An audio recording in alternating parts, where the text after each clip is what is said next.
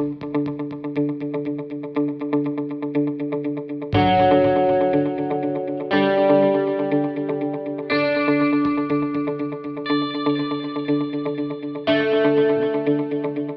back to episode 6 of the Heated Exchange, brought to you by Blitz. As usual, my name's Austin Geller, along with my good friend Jett Rosenstein. Jett, how you doing? I am doing great. The football season has officially started.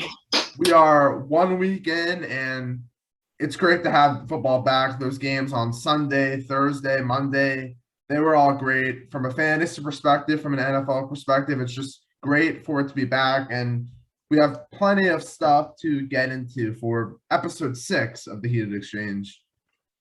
Absolutely. And honestly, you saw Monday's game, I'm assuming, right? Yeah. My God. What a crazy finish. Yes. But Derek Carr, when he's on, he's on.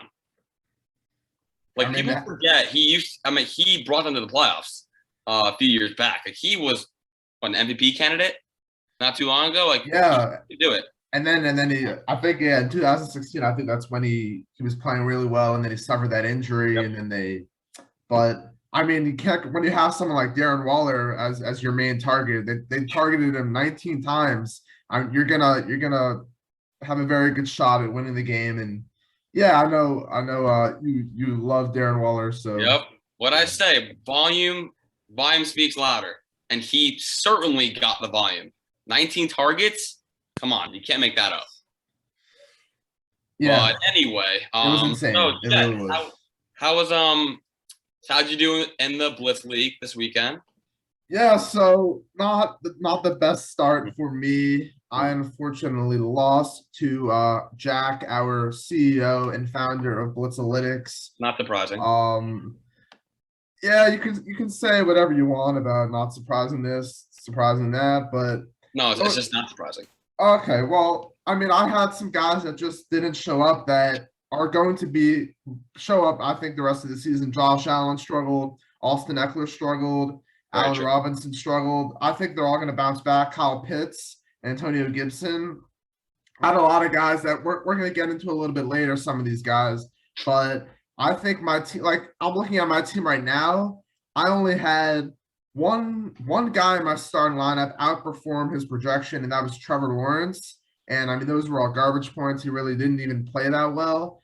I ended up losing 151 to 136. I underperformed my projection by over 50 points. I'm not too worried about my team. I really like what I have. And I think my addition I made on the waiver wire this week, Elijah Mitchell, is going to help me the rest of the way. But Austin, why don't you talk about your week one? Oh, I am very happy about my week one. So I, of course, and I'm not surprised this, led the whole league in scoring. I was surprised. No, I was not. Won by, I believe, I'm looking at it right now, 64 points. I was projected 188. I ended up getting 229. My team, everybody just went ham last week. Kyler Murray. We had Amari Cooper, Tyler Lockett, Travis Kelce. Even Brandon Cooks had a great game. Jalen Hurts played so well. It could not have gone any better. And I did not even start Jamal Williams. And I don't regret it, because why would I have started him last week? And he had an unbelievable game. And, of course, I started Leonard Fournette, who did absolutely nothing. But now with Jamal Williams in the lineup, I'm feeling a lot more confident this week. And, of course, I am projected to outscore everybody again. No surprise there. So I'm a happy camper today. I don't think what you did last week is really sustainable. Also, considering if Jamal Williams ends up being your RB2, I think you're going to run into issues. Even with the unbelievable performance he had week one, I think Tyler Lockett is pretty much boom or bust. Amari Cooper is going to be fine. Murray's going to be fine. But I think you may run into some issues, especially when you play my team. But because all my guys are like buy low guys that just underperformed one game, but they will all bounce back the rest of the year. So you're in denial. Okay. That's denial? Or... No, that's okay. That's okay. You have not accepted that I'm just better than you at fantasy football. It's okay. Well, I didn't know I didn't know leagues were decided after 1 week. We are here for you, my friend. It is okay. I will teach you someday. But anyway. The leagues aren't decided after 1 week. That's all I'll say.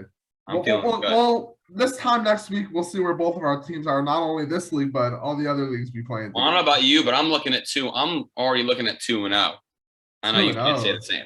Get it, yeah. Okay, keep getting ahead of yourself. You'll see what that. It's called confidence, my friend. You should try it sometime. Anyway, let's get into our first segment of the show, which would be our standout players for this week. And there were a lot of guys that really stood out to us. So, Jett, you want to give your first guys? Yeah, so for me, the first guy that I'm going to talk about is Deebo Samuel of the San Francisco 49ers. Coming into the season, a lot of people really weren't sure. I mean, honestly, a lot of people thought Brandon Ayuk was going to be the number one guy. He was being drafted ahead of Deebo Samuel, but now reports are coming out of 49ers front office and coaching staff saying that Brandon Ayuk did not look well all throughout training camp and preseason. So therefore, Deebo Samuel assumed that number one role, and he had an unbelievable game. He had 9 receptions for 189 yards. That's a career high. He finished third among wide receivers in PPR leagues. He also added a touchdown. While he did have a remarkable game, and he's a great player that is going to help fantasy teams, I don't think him putting up like 20 points a game is really going to be what he's going to be able to do for you. I think he's going to be able to put together a 10 to 15 point outing every week. I think Brandon Ayuk will eventually get more involved, and that'll hurt Samuel. But honestly, like if you have Deebo Samuel right now and someone really likes him and thinks he's going to keep this up all year, I would sell him high and see if you can get a proven guy for him, and try and see what happens there. Frankly, I loved Deebo coming into the season. I thought he was going to be the better receiver to begin with. 2 years ago, he had an unbelievable breakout season as a rookie, I believe. And I mean, unfortunately, in another league, I happened to bench him, which of course I was not happy about, but he looked unbelievable. And even Jimmy G looked pretty good, I got to say. We also have to keep in mind it was against the Lions. Yeah, and even despite that, though, like we can't just knock him for that reason. He's still going to put up this type of performance at one point or another throughout the season. I just don't think he's going to be a wide receiver 1. Even honestly, I don't think he's going to be a wide receiver 2 either. But I disagree. I think Deebo is a solid wide receiver 2 all season. Honestly, I think you can confidently start it the entire year. His connection with Garoppolo, I think looked very good. Obviously, I know it was against the Lions, but I have no issue starting him as a wide receiver 2 all season. I know I think it's the name that gets you, because he's not like one of those marquee names, but trust me, he will be a solid, confident wide receiver 2 all year. But that's just me. The only reason I don't think he will be is because I think they'll end up getting Brandon Ayuk more involved once he, proves himself once again. That would be the only thing taking away from Deebo Samuel's status. But I want to move on to one of the guys you want to talk about, Dak Prescott, who really showed out on Thursday Night Football. Dak Prescott. After we thought he wasn't going to. Seriously, he surprised me. I think he surprised America, unless you're a Cowboys fan, and even some Cowboys fans. Yeah. Dak Prescott is an elite quarterback. He is, in my opinion, he is one of the best quarterbacks in the game from a skill perspective. But having not played since last October, no preseason, already came into week 1 with some lingering injuries against the defending Super Bowl champions with an elite defense, all 22 starters back. I did not think he'd play as well as he did. I mean, he had over 400 yards. He had 3 touchdowns, 27 points. I mean, at this point, he's indisputably a top 5 quarterback for the remainder of the season. Every week, you lock him in. I don't care who he's playing, whether it's the Rams or Washington, or I don't care who he's playing. You lock him in. He looked good. Very surprising. Yeah, I mean, I think it's a testament really to his work ethic, that all the work he's put in over the offseason. Like, if I know you remember, but if you guys don't remember that significant injury, like what the images look like, you're thinking like, oh, how is he really going to get back to the level he was playing at? And I know it's only been 1 week, but he's showed that he has no signs of rust. he's continuing where he left off when he got injured in 2020. He has a Absolutely. ton of weapons in Lamb, Cooper, Zeke. I mean, I totally agree with you. I think he's going to be a top 5 quarterback the rest of the way with the amount of passing volume he's going to have on that team because the defense is still a little shaky. But yeah, Little. it was great to see, and I'm very happy for him. Also, as a Giants fan, very happy to see them lose. Never give Tom Brady over a minute to get a field goal ever, but thank God. All right, Jett, who's next? Yeah, so this one I'm going to group 2 guys together. We're going to be talking about the Detroit Lions backfield, not necessarily something we thought we were going to be talking about on this show. Who would have thought? But surprisingly, both running backs, Jamal Williams and DeAndre Swift, finished in the top 7. Williams finishing at 6, Swift finishing at 7. Honestly, it's remarkable. I mean, the Lions almost came back in this game. They lost by a touchdown after trailing by 2 to 3 scores throughout the entire game against the 49ers. I think there's like 2 minutes left or like 4 minutes left. They were down by like 17. Yeah. Which was crazy to me. I could sit here and say that some Lions fan or some fantasy football fan expert said out there that Jamal Williams or DeAndre Swift for that matter, were going to put together this type of performance. But frankly, really no one saw it coming. DeAndre Swift had been fighting off a groin injury throughout training camp and the preseason. Reports were saying that he wasn't even going to be fully healthy. He wound up getting 8 receptions for 65 yards and a touchdown.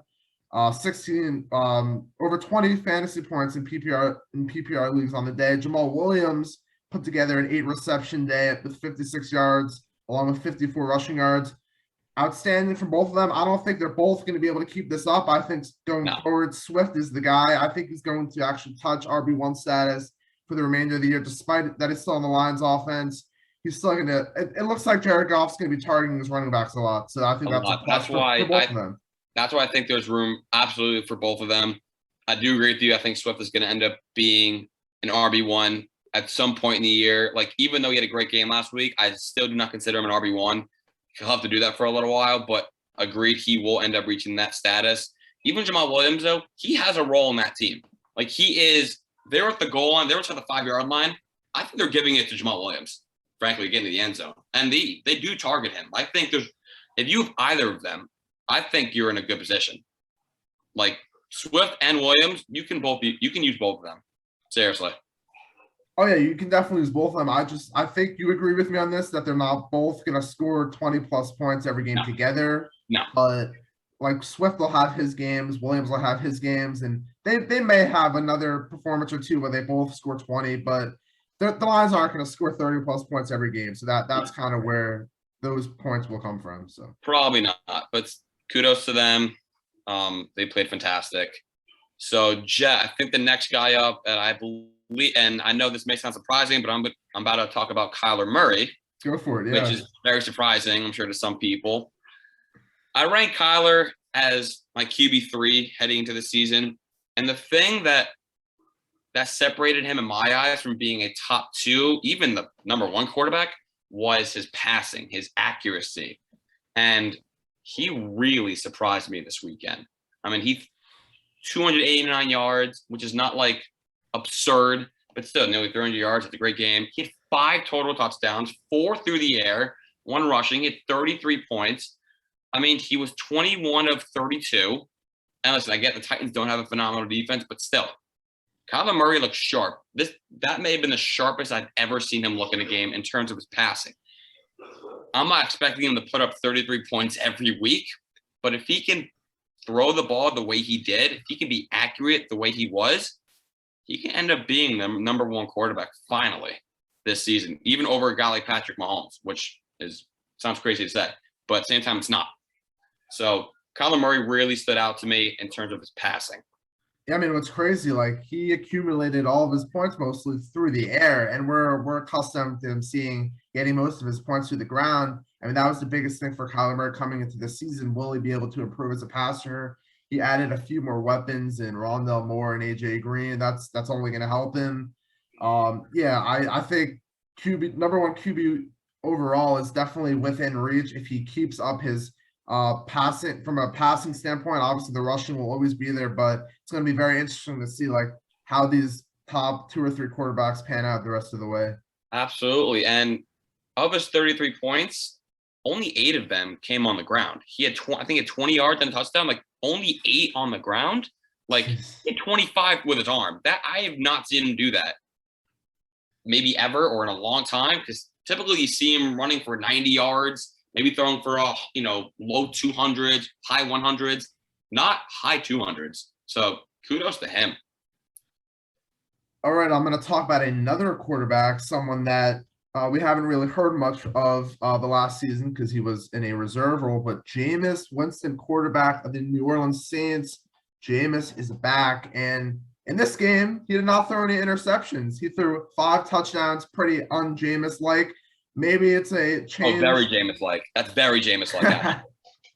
It's very Jameis-like, but I mean, it's pretty remarkable. He had 14 completions, 148 yards, 5 touchdowns. That was good enough for the QB4 on the week.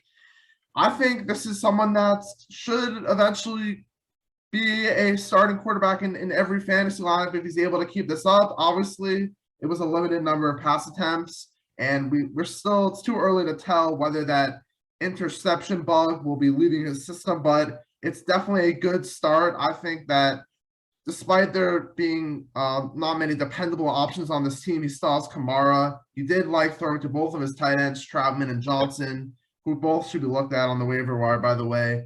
If you're in need of a quarterback, he's definitely someone I would look at. He has the pedigree of being very fantasy relevant despite all the interceptions.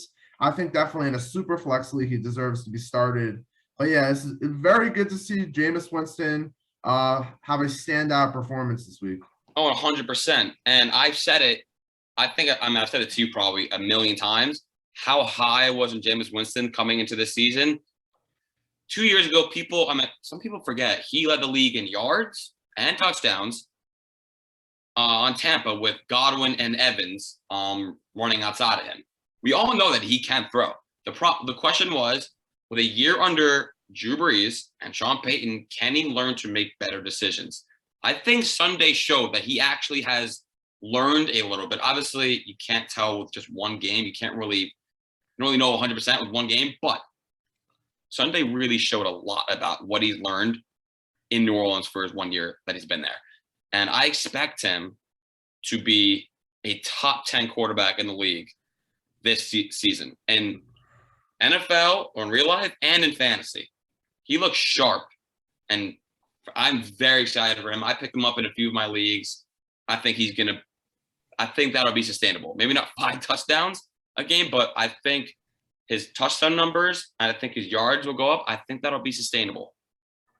Yeah, I mean, we'll see once he has a game where he has to throw the ball a little bit more to see if his decision-making skills did improve. The early indication is that they have, and it's going to be exciting for Jameis Winston, especially in fantasy, if you're able to pick him up off the waiver wire, like Austin mentioned that he just did. But moving on to Antonio Brown. Austin, what do you have to say about him? Well, first off, Jett, I got to give a lot of credit to you. You called that.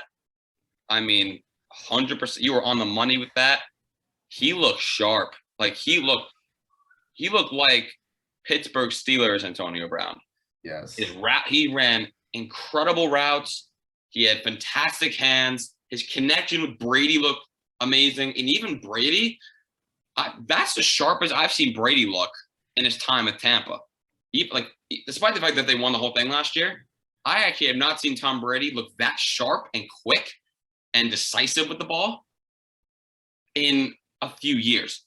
And I mean, AB even 5 catches, 121 yards, a touchdown. He had 23 points. I mean, for now on, I'm treating him as a wide receiver 2 with wide receiver 1 upside every week. Like he should be in your lineups every week at this point as your wide receiver 2 or your flex. It's that simple. 100%. The only thing I will say about the whole Bucs wide receiving core is obviously Mike Evans was the guy that was left out. He had, I think, under 10 points or so. Obviously, AB and Godwin were the main performers. I think on a week-to-week basis, I don't think they'll be able to have three of their wide receivers, have great games. So I think there's always going to be one guy left out. It's going to be AB on some weeks. It's going to be Godwin. It's going to be Evans. Obviously, they still have Gronk. But, yeah, like Austin was saying, get AB in your lineup if he is not already. I think he's a wide receiver too. I wouldn't say he has wide receiver one upside just yet, although he did have a remarkable week one. I think he is someone that is going to wound up as a league winner and potentially a steal based off of where most people got him in drafts this year. Agreed. I think having him, if you have him in your lineup, I think you're set. He's going to be very good the rest of the year, I believe. Even though he still has to compete with Evans and Godwin, the fact is, I think overall, I think AB has the best connection with Brady. I think that's his favorite target. I absolutely. Even we saw, like you said, like you alluded to last week on the show, his one game with the Patriots against Miami. I mean, in one game, they lived together for a little bit. So I mean, that connection looked strong and still. So I'm very excited for Antonio Brown this year. All right, I'm excited to talk about this next one. Someone that I've been talking about all offseason that I love. We talked about him in a little bit of a debate in one of the earlier episodes. Joe Mixon, running back for the Cincinnati Bengals, finished as the RB2 in PPR leagues this week, just as I was expecting. I know a lot of people are down on Joe Mixon because of his past injury concerns and how the Bengals have an awful offensive line. But the Bengals fed him in this game. Almost 30 rushing attempts. He had 29 in a game that did go to overtime. Besides that, he got his receptions 4 for 23 through the air. Like I said, it's a big thing that Giovanni Bernard is no longer on this team. He was targeted through the air. He had 4.4 yards per carry on the ground. He also put a touchdown on the table. I think Joe Mixon is a clear RB1 with the potential to finish in the top 5 the remainder of the season. I have nothing really bad to say about him. I know people are still skeptical. I know I've saw a lot of articles out there that are saying to sell high on Joe Mixon. He's not going to be able to keep it up. I think he will be able to. He is really the focal point in this offense. They're going to pass the ball to him. They're going to use him on the ground. I think there's really nothing bad to say about Joe Mixon. Well, I certainly ate my words from last week. I really had not been high on him the entire offseason. I mean, look, it's just one game, but he impressed me. He really impressed me a lot. They used him a lot last game. He looked good. He looked sharp. He looked strong. Even though it's been one game, I'm actually getting on the Joe Mixon bandwagon. Yes, I'm with you at this point. There's room for one more. There's room for one more. Let's see what happens the rest of the season. All right, now I think you have Mike Williams. Thoughts on his outstanding week 1 performance? I've been saying for the past, I don't even know how many years now he's been in the league, but I've been saying every year, free Mike Williams. Finally, he is free. 8 catches, 82 yards, a touchdown. He had 22 points, and not only he had 12 targets against Washington, who has, you can argue it, and I don't believe they are, but you can argue it.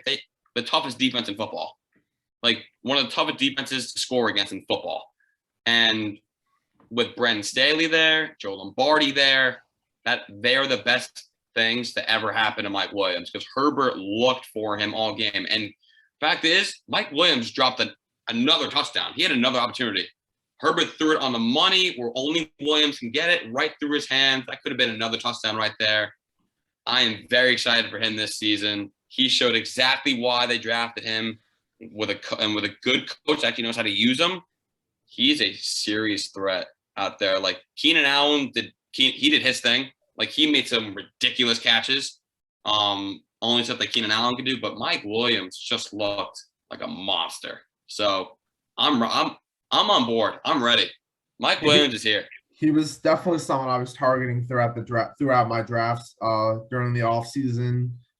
Like I think I mentioned this before, but he's put together a 100 reception yard season, a double-digit touchdown season. He just hasn't been able to put it all together. Not saying it's going to be this year where he does that, but he looked as good as ever. As long as he stays healthy, he's going to be that Michael Thomas type player in the Joe Lombardi led offense. Obviously, Keenan Allen's still there. What's the problem? We'll probably talk about this a little bit later. Mike Williams took a lot of Austin Eckler's targets away because Austin Eckler wasn't really targeted in that game. but we're not going to talk too much about Austin. We will talk about that. Yeah. So any other players? He will be brought up again in this show. 100%. Yeah. One more guy I really thought played well this weekend was Devonta Smith. His first game ever in the NFL. Very solid outing. 6 catches, 71 yards, a touchdown. He had 19 points. And Jalen Hurts looked good. And their connection looked really good. They looked really strong. And Smith ran some really good routes. Obviously, the Falcons are like ridiculous. They're not even – they play defense. They don't even play with any D. They don't play anything. But I'm not saying he's a wide receiver 2 right now. But if he keeps going on this trend, I think you can eventually start him as your wide receiver 2 every week. He looked very good. I mean, he's the number 1 target in this offense right now. And if Jalen Hurts can keep up the way he was throwing the ball, I think obviously they have history together at Alabama. It's a great fit for him. The Eagles have been looking for that number 1 guy. I think Devonta Smith is the answer as long as he stays healthy. I do think he has a very good shot at approaching wide receiver 2 status and being a value that you got in drafts this one.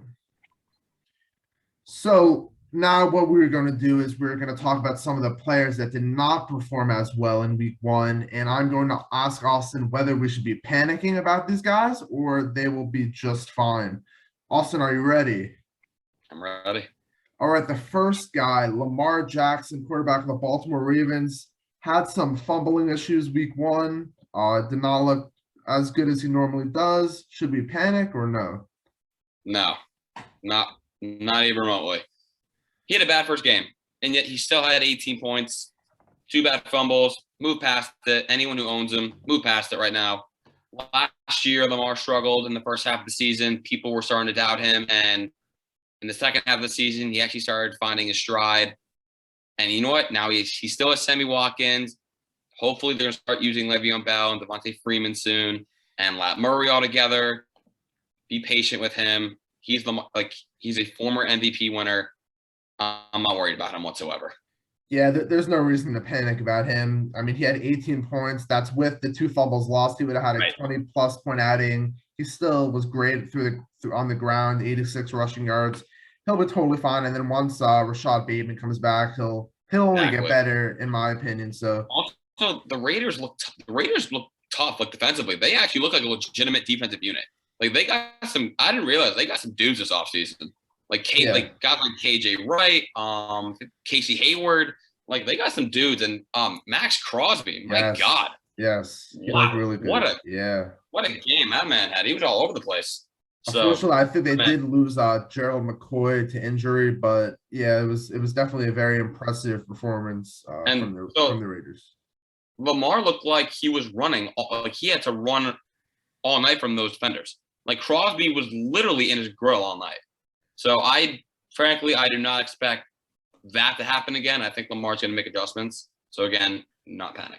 Yeah, the Ravens offensive line also wasn't helping him out either. So hopefully that improves. But on to the next guy we briefly mentioned before, one of Austin's guys and someone I was also very high on coming into this year, Austin Eckler of the Los Angeles Chargers. He's known to be a PPR beast, but for some reason, he wasn't even targeted and didn't even have any receptions out of the backfield like he's so well known for doing. He did score a touchdown on the ground. He actually had the most red zone carries among running backs, which is not something we're accustomed to seeing. But Austin, are you worried about Austin Eckler? No, again, not at all. Eckler, first off, going up against, and like I said before, you can argue it, one of the toughest defenses in the league.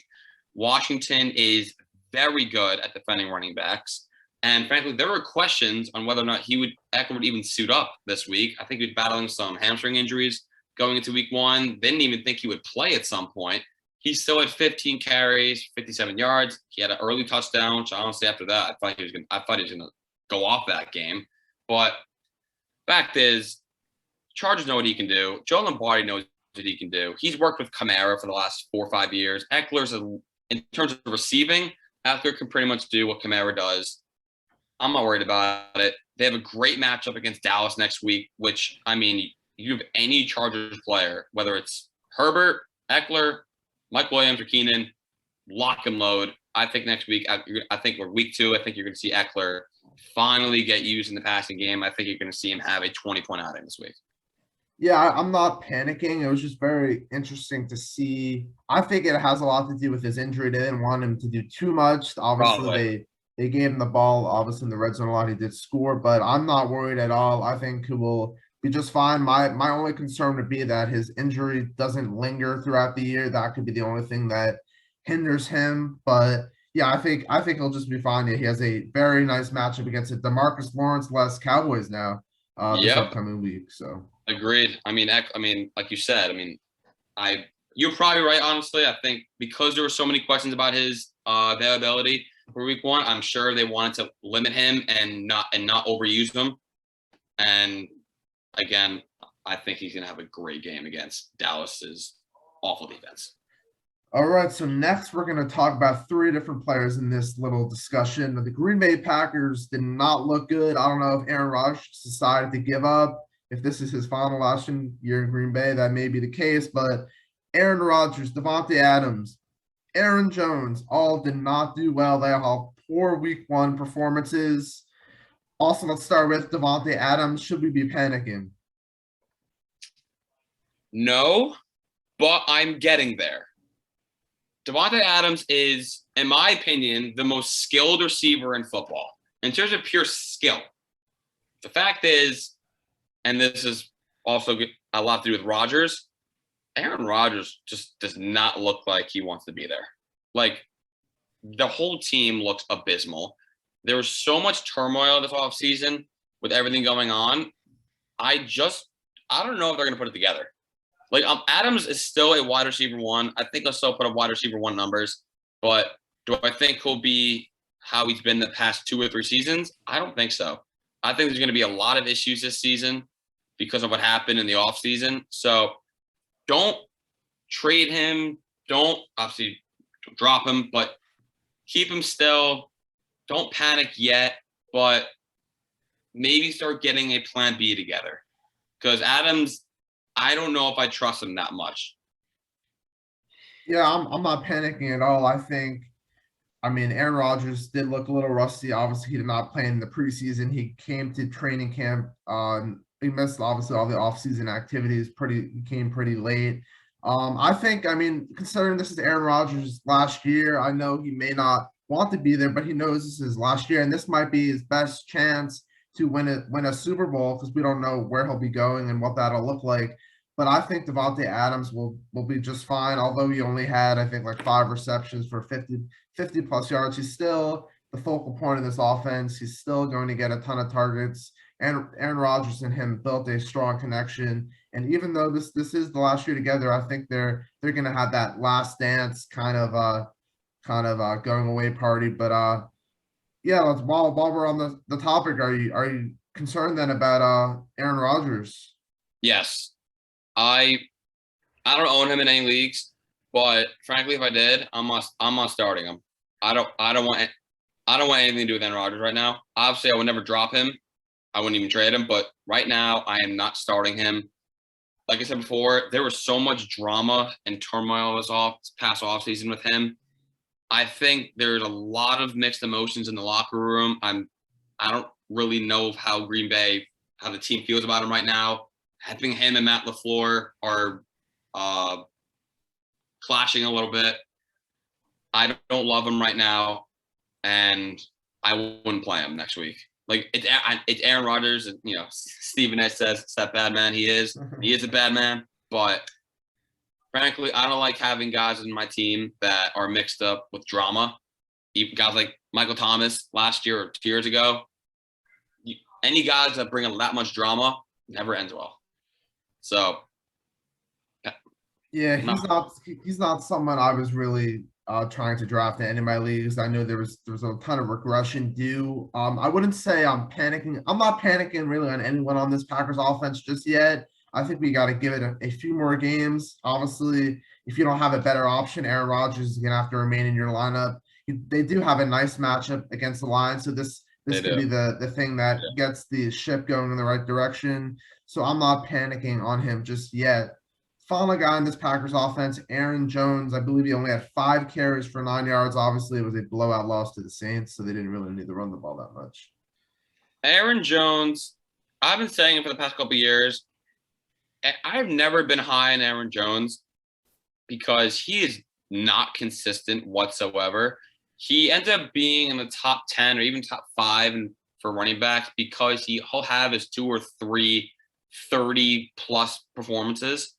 But I don't this goes along with Adams and Rodgers. There's so much going on with that team right now. I don't think they really know their identity at the moment.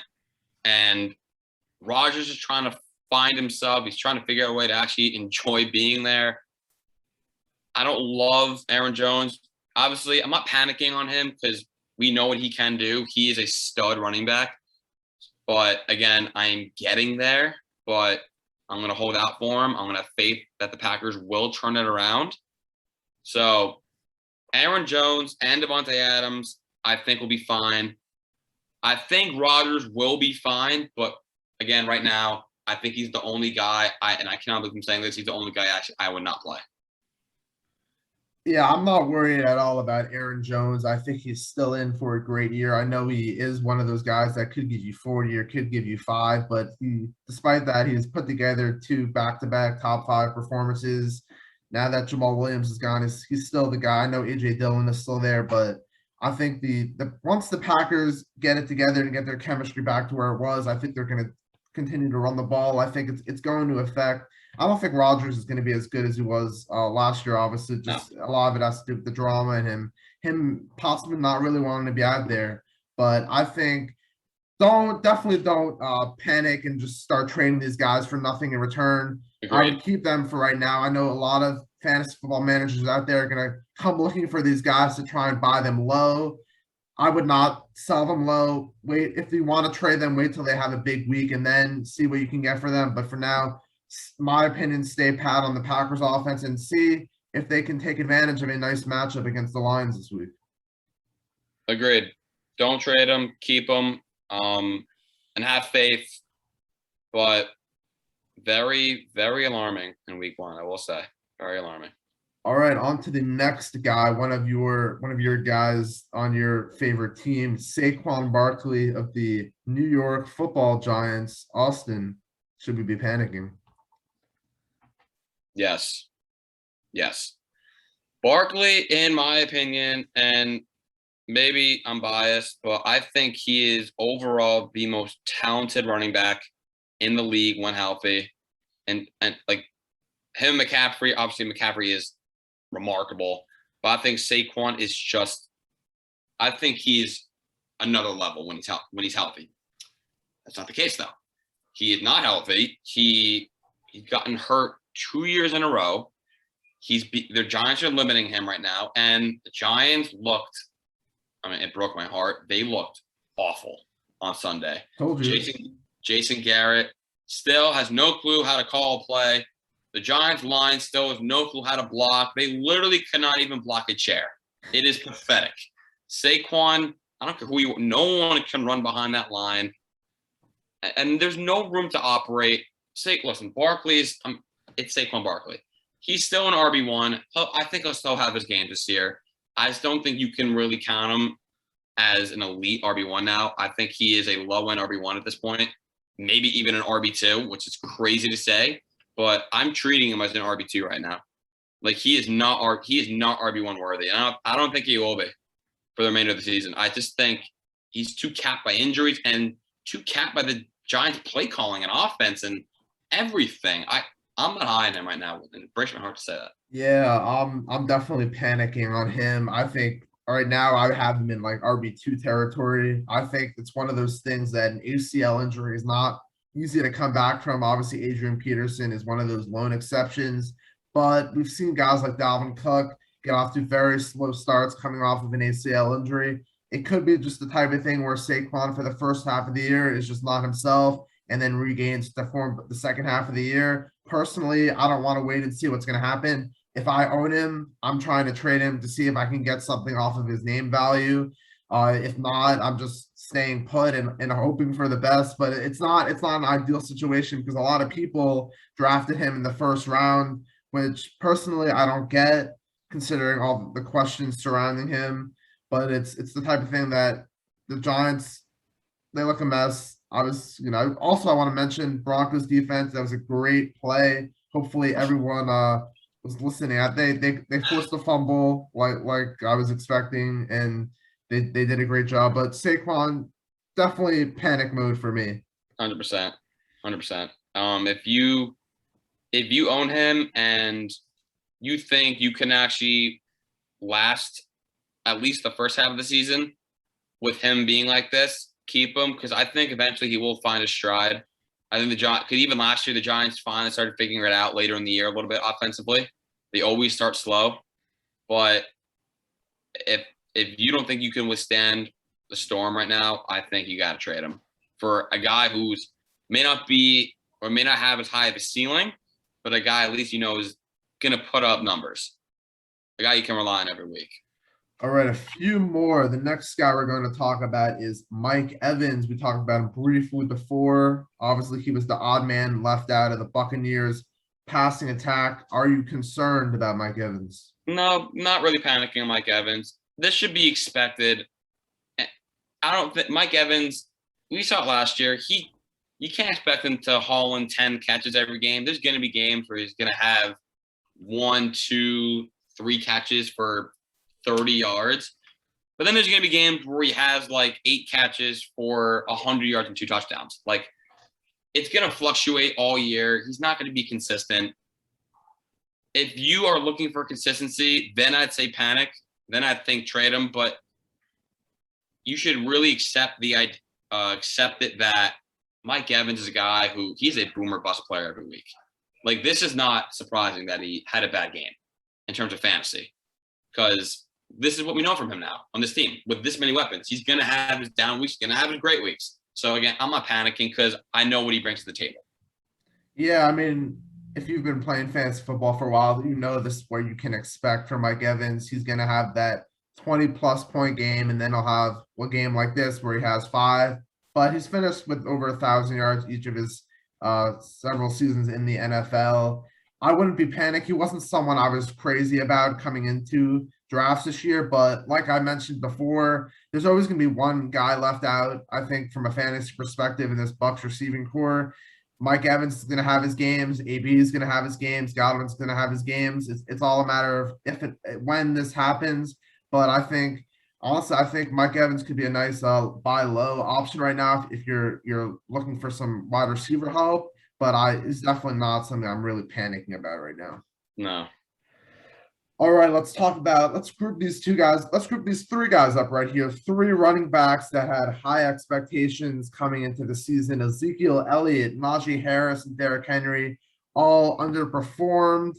Let's start with Ezekiel Elliott. Austin, are you panicking? No, but I'm not panicking because I never expected them to be that good anyway this year. But if you're a guy who you drafted them in the first round and you were expecting workhorse production, damn right you should be panicking. It's been known for a while. Mike McCarthy literally said over the summer that he's not going to use Zeke in that way. They're going to try to preserve his legs for down the stretch. We saw Tony Pollard get some good work, but the fact is Dallas is a passing team. That's their identity. You also need to accept this. Zeke is just an RB2 at this point. He is not an RB1. He will have his weeks. He'll have big games, but because Dallas is a passing team and Zeke's not going to get the workhorse value that he used to have when Jason Garrett was there, he's a high-end RB2, low-end RB1, and he'll have a couple big weeks, but I never liked Zeke coming into this year anyway. So, because I have that mindset, I'm not panicking because this is exactly what I expected. I'm not panicking at all. I think it's crazy to think that he's going to be finishing as an RB2. He's still going to be an RB1. I could still see him finishing in the top 5, just like I predicted early in the season. the biggest thing for me is he was going against a Bucs defense that didn't give any room to work with for running backs last year, and it seems like it's going to be a trend once again this year. The Cowboys were also without Zach Martin, their best offensive lineman. It was just I know they're gonna pass the ball a ton, but they're not gonna let Dak throw the ball 50 plus attempts every game, considering the problems he's had with his shoulder as well as his ankle. They're gonna have to run the ball a little bit more. I think Zeke's still gonna get 15 or so carries per game. He's still gonna be plenty involved in the passing game. I get that Tony Pollard is involved. Tony Pollard and Zeke can coexist. They can play on the field at the same time. There's plenty of room for Zeke to still return RB1 value. I'm definitely not panicking, and he's definitely someone that I'm after on the trade market right now. He's someone that I actually just traded for. I actually traded Saquon Barkley and Tyson Williams for Ezekiel Elliott and Michael Pittman. I think that's a great deal. I think Zeke is obviously going to have a better year than Saquon. Obviously, we'll see what happens with Tyson Williams and that Michael Pittman. That's just like whatever. I love Zeke, and I'm not backing off of that until I'm really proven otherwise. Yeah, so I think Zeke will be just fine. And let's talk about another running back. Najee Harris of the Pittsburgh Steelers had a rough go around in his first game as an NFL player. I'm not panicking on Najee. It was a very, very tough matchup for a rookie to have against a very stout Buffalo defense. Najee got a good amount of workload last week. He couldn't find the end zone. The Steelers really couldn't move the ball that much. It was kind of a low-scoring game, in my opinion. I'm not really panicking on him yet. I think you'll see him get more and more involved in the offense, and I think once he starts finding the end zone, I think he'll be the RB1 that I've been confident he will be. So I'm not worried about him. Give it time. I know he disappointed last week, but I'm expecting a bounce back week in week 2. I am not worried at all. If there's someone you're going to buy low on right now, go out and buy low on Najee Harris. He was on the field for every snap. The Steelers didn't give him a break. He's a rookie, but the Steelers are relying on him a ton. He's gonna find the end zone a bunch. He's gonna have better games. This might be his worst game of the year. I think he will be just fine. The Steelers want to run the ball this year after what happened last season. So definitely keep Najee Harris in your lineups. Go trade for him. Buy low. I would do anything you can to get him on your team. I know a lot of people out there are probably skeptical. He is a rookie, but definitely someone that I want on my team right now. Absolutely. All right, the final guy we're going to talk about right here is Derrick Henry of the Tennessee Titans. The whole Tennessee Titans offense was a disaster. Obviously, that affected Derrick Henry being down for the bulk of the game. But I think I know your answer on this one, Austin. Are you concerned about Derrick Henry at all? No, I'm really not. I have a feeling I know what you're going to say, but I don't really have worry about Henry right now. I think last week was bad for the whole Titans offense. I think just having to get used to now having Julio on the team and trying to find a way to incorporate him and Henry and Brown together. And the Cardinals also looked fantastic defensively. Chandler Jones was a menace out there. I think they were just all out of sorts. We've seen the Titans bounce back in the past from losses like this. Mike Vrabel is a very, very good coach, very respected coach. He will have his boys ready. Derrick Henry is still King Henry. He's still a load to bring down. I'm not worried about him. Do I think he'll be the same guy he was past 2 seasons? No. Do I see him rushing for 2,000 yards again? No. Do I see him being an RB1? Yes. I still do. And I knew you were going to go there. But Jett, you give your take. I know you're panicking, so tell us why. Well, it's not really that I'm panicking. I kind of expected this going into this season. If you listen to our last episode, I had a bold prediction that Derrick Henry wasn't going to finish within the top 10. Although it's a very bold prediction, I still think that's a real possibility. If the Tennessee Titans defense cannot get it together, the Titans are going to have to be playing catch-up all game. They're going to have to throw the ball. Derrick Henry really isn't involved in those situations. He's not a pass-catching back. obviously don't go trading Derrick Henry. Don't go sell him low. Keep him on your team unless you're going to get a ton for him. But I am concerned. Obviously, he's had the wear and tear on his body. I think eventually it's going to catch up to him. Obviously he's still a beast. He's still going to have his games, but definitely cause for not just this game, but my expectations coming into the season. I wasn't predicting this kind of game, but I kind of had the feeling that this might not be Derrick Henry's year to once again repeat in the top 5 of my running backs. Right now, your prediction is looking strong. It really is. But I'm a Derrick Henry fan. I do have hope for him. Zeke, on the other hand, no. Nope. We'll see where we're at in the next couple of weeks in regards to that, because I'm still very optimistic about him. You know, for right now, you should focus on getting your first win in the league. I know that win is killing you right now, that you are struggling so much to get it. Well, you're not going to admit it, but you know my whole team underperformed, and half of those guys are guys that you like, so I think I'll be just fine. Yeah, and we'll see. It's my league. It's my league. Surely. My league. I won in every single league that I'm in with you. All 3, I won in every single one, and by a good amount. Yeah, that's why, like I said before, leagues aren't decided after the first week, so you might pick up this first win, but it might end up getting 1 in 13 in every league. So it's already over. 30 over. It's already over. All right. No, it's my league. It's my league. I win. All right, so we'll check back again for episode 7, where Austin is 1-1 in all the leagues he's in with me, and we'll talk about that and recap where some of his matchups went wrong and some of the incorrect sit decisions he made. So cap. Oh my God. The audacity, my friend. The audacity from someone who can't even get a win right now. You have no right to talk. I have wins in my league, and I have a win in I have a win in my league. The 3 leagues. I'm 1-2 in the 3 leagues that we're playing. Yeah, I'm 3-0. Yeah, but that 1 and 2 is cute too. That's like okay. I said. I'll save this little clip right here and see where both of our teams are at this point next week. But by the way, who's winning the Tua versus Zach Wilson race right now? I don't think Zach Wilson. I mean, Zach Wilson did not look great. I know he has more yards right now, but hey, I said he'd throw. I said he'd throw more yards than Tua over the course of the season. So you really like basing things off of one game. That's I think Tua's gonna have a monster game against the Bills this week. I think he's gonna throw for over 300 yards, 2 touchdowns, no picks. Will Fuller's back. They're gonna get the deep ball going. So I think the Bills gonna go. I will bet you $20 right now he does not throw for over 300 yards. He will.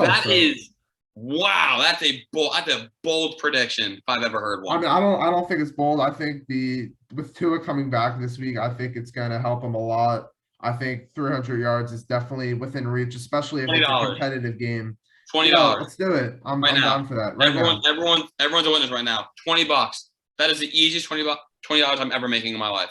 Thank you so much, Jett. No, thank you for donating to my fund once again. I'm gonna have plenty of money to spend after all these bets I win. So maybe you can get some fantasy football lessons. Yeah, I'll probably go look for some fantasy football lessons, so then I could come back and teach you, because we know what your history is like. So you all know I'm the master between the two of us, but that's okay. Let's leave that up to the Heated Exchange family to decide that one. But yeah, so that was episode number 6 of the Heated Exchange. We hope you enjoyed it. We'll be back once again next week to recap everything week 2. We'll talk about some guys that potentially might be panicking about, some standouts, and we'll preview some of the upcoming matchups. So we hope you join us once again.